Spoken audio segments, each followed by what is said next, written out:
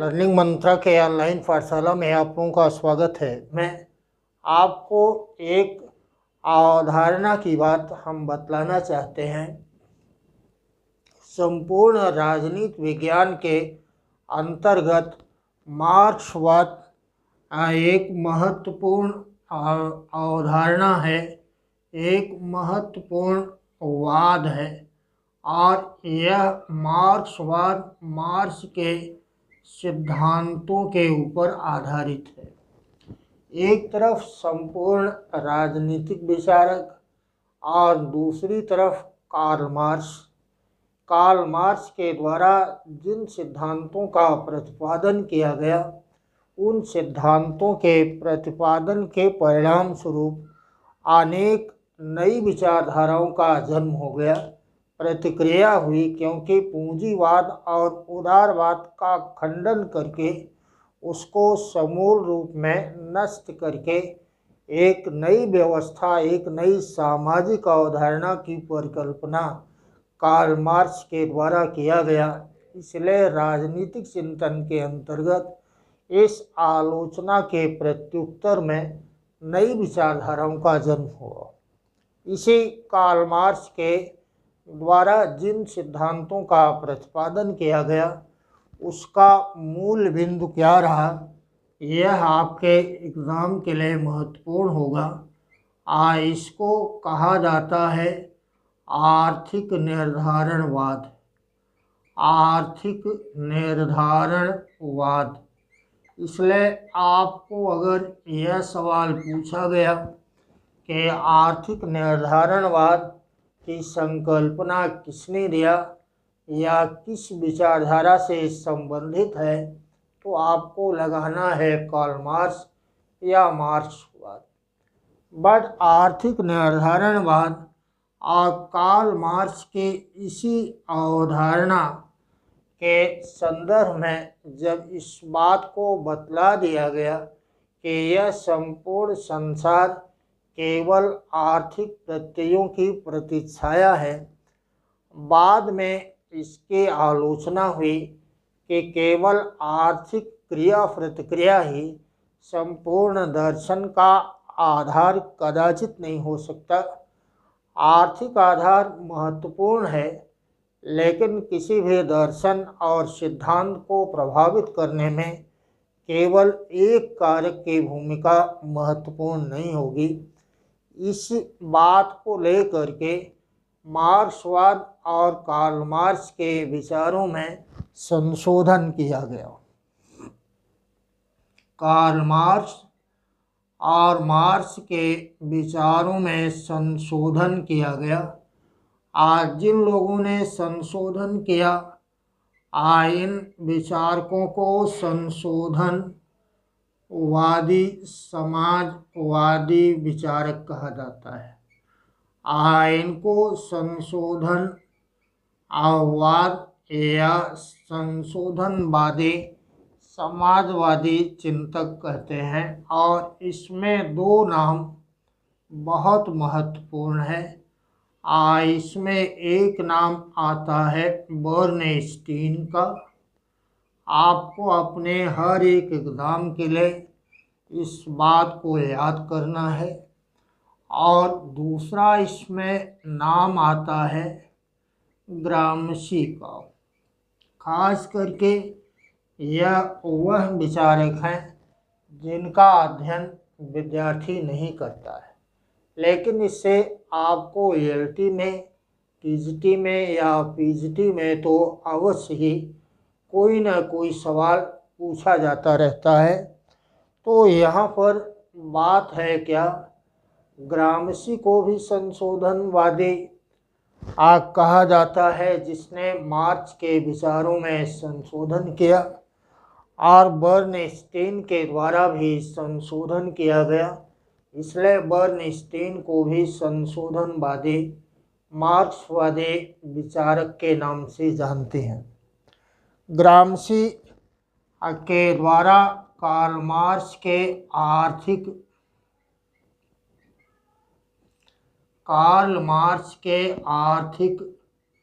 निर्धारणवाद का खंडन किया गया। आपको आ गया कि कार्ल मार्क्स के आर्थिक निर्धारणवाद का खंडन किसने किया, तो आपको लगाना है ग्रामशी। और ग्रामशी का संबंध है कहाँ से? ये इटली के विचारक है, ये इटली के विचारक हैं और इनके ऊपर क्रोचे का प्रभाव पड़ा। आपको यह सवाल भी पूछा जाए कि ग्रामशी के ऊपर, इटली के विचारक ग्रामशी के ऊपर किसका प्रभाव रहा? क्रोचे का। और इसी के संदर्भ में इन्होंने एक सिद्धांत दिया था जिसको राज्य के सापेक्ष स्वायत्तता का विचार कहते हैं। इसलिए यह सवाल भी आपके एग्जाम में आएगा, इसको नोट कर लें। और राज्य की सापेक्ष स्वायत्तता का सिद्धांत, जिसका अर्थ है कि राज्य अर्थव्यवस्था को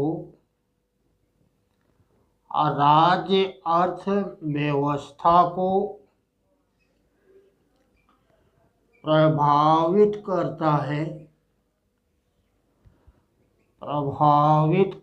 है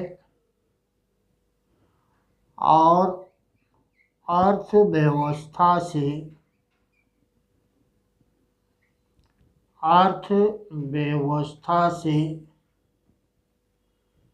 वह प्रभावित होता भी है। वह अर्थव्यवस्था से प्रभावित भी होता है। इसलिए इन्होंने राज्य के सापेक्ष स्वायत्तता का विचार दिया। हमको आएगा कि ग्रामशी के इस विचार पर किसका प्रभाव पड़ा है, तो आपको बतलाना है कि इस पर प्रभाव पड़ा है किसका? क्रोचे का। दूसरी महत्वपूर्ण बात यहाँ पर यह है कि ग्रामशी के द्वारा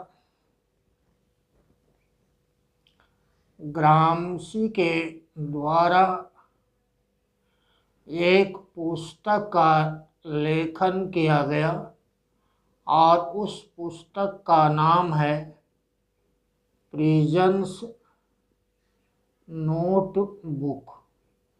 आपको अगर यह सवाल पूछा गया कि प्रिजन्स नोटबुक नामक पुस्तक का लेखक कौन है, तो आपको बतलाना है कि इस पुस्तक का लेखक है कौन? ग्रामशी।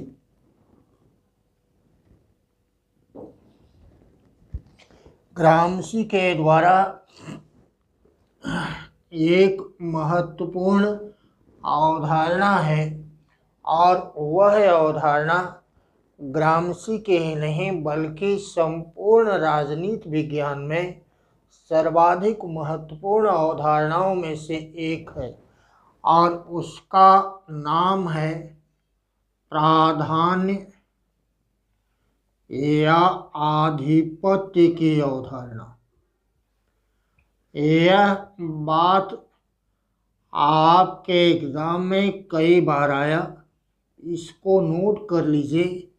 प्राधान्य या आधिपत्य का सिद्धांत किसने दिया? सबसे पहले आपको यह समझना कि प्राधान्य या आधिपत्य क्या है। साधारण रूप में अनेक लोग यह समझ बैठते हैं कि प्राधान्य का अर्थ केवल प्रभुत्व है। प्राधान्य का अर्थ क्या है? केवल प्रभुत्व है, परंतु यह समझना नकारात्मक अवधारणा है। ग्रामशी के द्वारा आधिपत्य या प्राधान्य का प्रयोग सकारात्मक अर्थ में किया गया और सकारात्मक अर्थ में इनके द्वारा आधिपत्य को बतलाया गया कि यह एक प्रकार की सहमति है। इसलिए अगर हमको सवाल आ गया कि इन्होंने अप्राधान्य या आधिपत्य का प्रयोग किस अर्थ में किया, तो आपको लगाना है सहमति के अर्थ में, और दूसरा इन्होंने इसका प्रयोग किया है किसके अर्थ में, नेतृत्व के अर्थ में। दो के संदर्भ में इसका प्रयोग किया, एक सहमति और दूसरा नेतृत्व। नेतृत्व को इन्होंने पुनः डिफाइन किया कि यह नेतृत्व कैसा है, वैचारिक नेतृत्व है। कहा कि यह नेतृत्व कैसा होगा, कहा कि यह वैचारिक नेतृत्व होगा।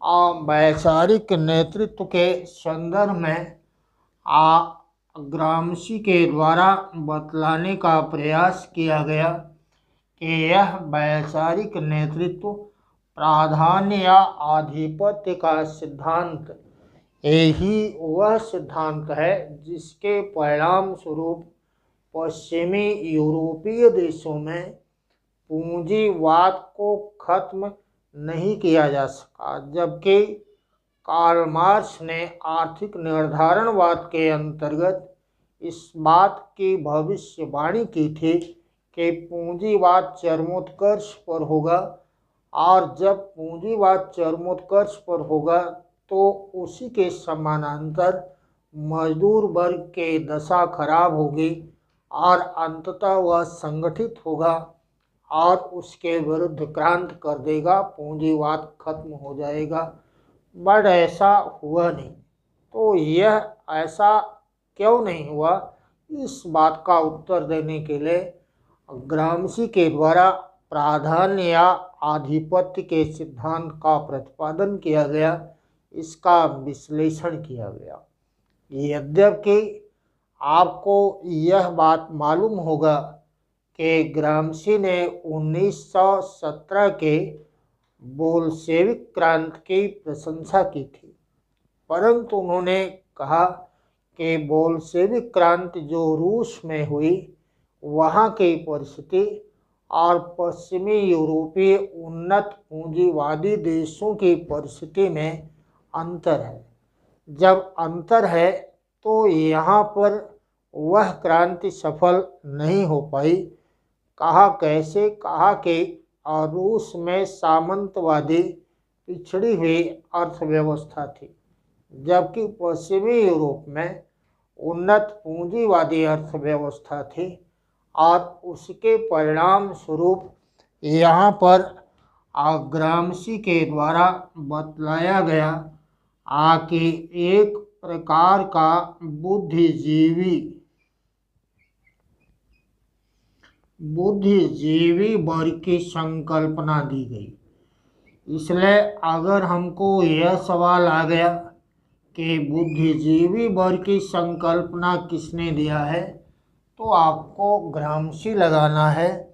बुद्धिजीवी वर्ग में भी इनके द्वारा दो बुद्धिजीवी वर्ग की बात की गई। पहला है परंपरागत बुद्धिजीवी वर्ग, परंपरागत बुद्धिजीवी वर्ग, और दूसरा इनके द्वारा बतलाया गया संगठित बुद्धिजीवी वर्ग। आपको यह बात याद रखना है कि परंपरागत बुद्धिजीवी वर्ग और दूसरा संगठित बुद्धिजीवी वर्ग, और संगठित बुद्धिजीवी वर्ग को ही इनके द्वारा साम्यवादी दल के नाम से संबोधित किया गया। और साम्यवादी दल को इन्होंने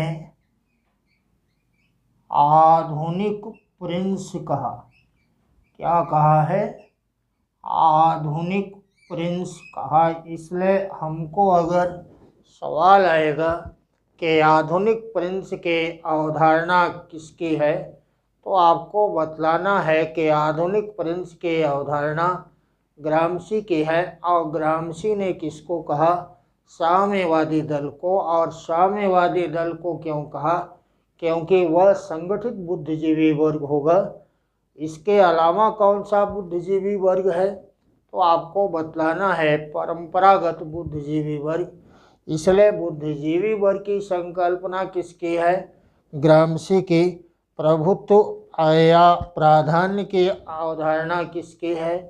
ग्रामशी के द्वारा प्राधान्य वर्ग के अवधारणा का प्रयोग नकारात्मक अर्थ में किया या सकारात्मक अर्थ में? तो आपको बतलाना है सकारात्मक अर्थ में। सकारात्मक अर्थ का अर्थ क्या है? सहमति को प्राप्त करना और नेतृत्व करना। इसके संदर्भ में इन्होंने बतलाया कि पश्चिमी यूरोपीय देशों में कहा कि पश्चिमी यूरोपीय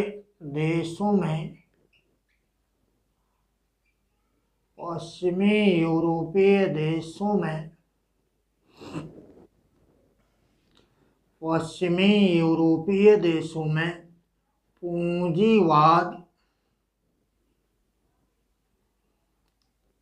इसलिए बना रहा क्योंकि पूंजीवाद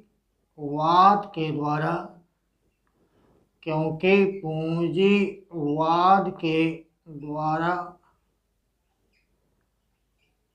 नागरिक समाज के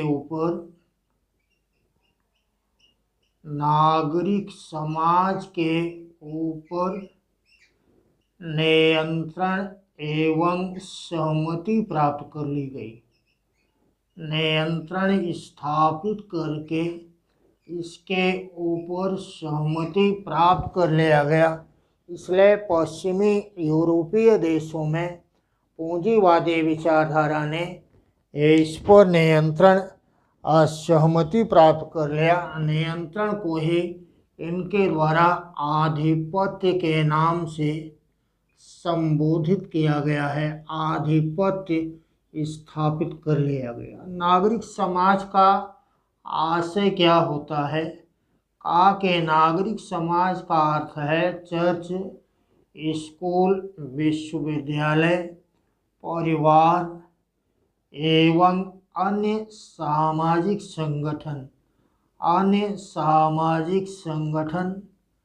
और इन संगठनों पर आधिपत्य स्थापित करके पूंजीपति वर्ग के द्वारा अपनी मान्यता एवं इस वर्ग की सहमति को प्राप्त कर लिया गया।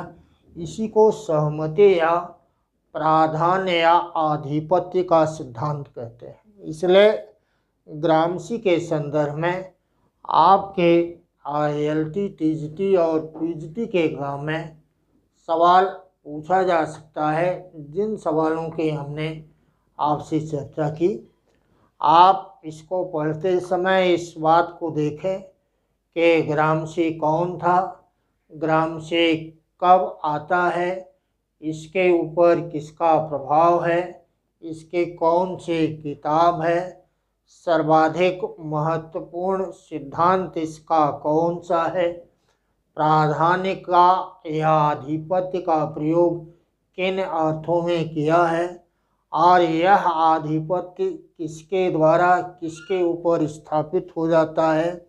पश्चिमी यूरोपीय देशों में पूंजीवाद के बने रहने का मूल कारण क्या बतलाया है।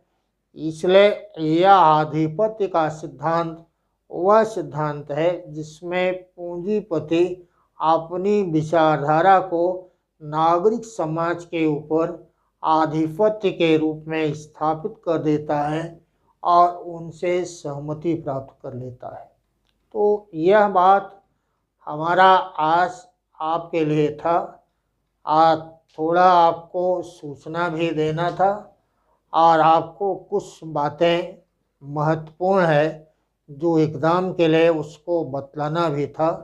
इसमें हमने इसलिए ग्रामसी का चुनाव किया क्योंकि इसको विद्यार्थी और शिक्षक दोनों ही कम पढ़ते हैं।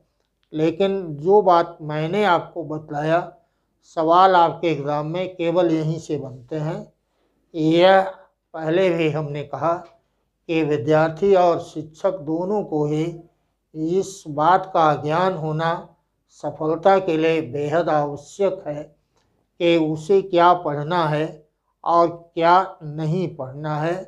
क्योंकि पाठ्यक्रम के रूप में आपने देखा है कि ये बड़ा पाठ्यक्रम सिलेबस है। एएलटी और टीजीटी में आपको 2 विषयों का अध्ययन करना है। एएलटी की अगर बात करूं तो 2 विषय के साथ साथ संपूर्ण जीएस का भी अध्ययन करना है। क्योंकि उसमें माइनस मार्किंग है, इसलिए क्लियर कट का होना बहुत आवश्यक है। कन्फ्यूज़न आपका वही सवाल गलत नहीं करता है, बल्कि आपके द्वारा इसके पहले सही किया गया सवाल भी वह गलत बना देता है। इसलिए इसमें आपको बहुत ही अलर्ट होकर के इस एग्ज़ाम की तैयारी करना है। कंपटीशन बहुत है, लेकिन प्रयास से हर चीज़ मिल जाता है। हमारी शुभकामना है। आज की बात ग्रामसी के संदर्भ में यहाँ तक थी। एएलटी, टीजीटी, पीजीटी की कक्षाएं प्रारंभ हैं। उसमें एडमिशन लेने के लिए दिए गए नंबर पर कॉल या व्हाट्सएप करके संपूर्ण जानकारी हासिल करते हुए हमारी क्लास में आप जुड़ सकते हैं। आज चलिए, आज की बात यहाँ तक। क्लास में फिर मिलेंगे। तब तक के लिए धन्यवाद। जय हिंद।